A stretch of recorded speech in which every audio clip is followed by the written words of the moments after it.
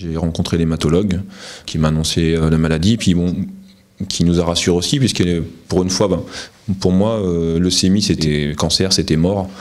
Donc voilà, quand on vous dit que vous allez mourir, c'est assez, voilà, c'est assez inimaginable. Donc là, l'hémato, une petite jeune femme hyper dynamique, s'oriente et nous a tout expliqué. Donc on a compris. Leucémie, donc myéloïde chronique, qui est quand même une leucémie qu'aujourd'hui on soigne très bien.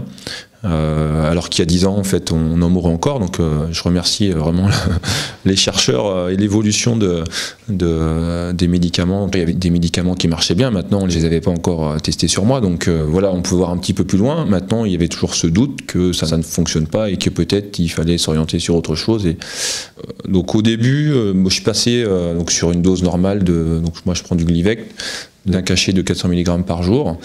C'était assez bénéfique puisque très rapidement je suis arrivé à des taux nuls et du coup à arriver à bloquer les mécanismes de la maladie. Après, encore une fois, c'est une question de vie ou de mort. Donc oui, si en France j'avais pas eu ce traitement-là, forcément on va regarder ailleurs. Sauf qu'aujourd'hui, le prix de la boîte c'est 2500 €.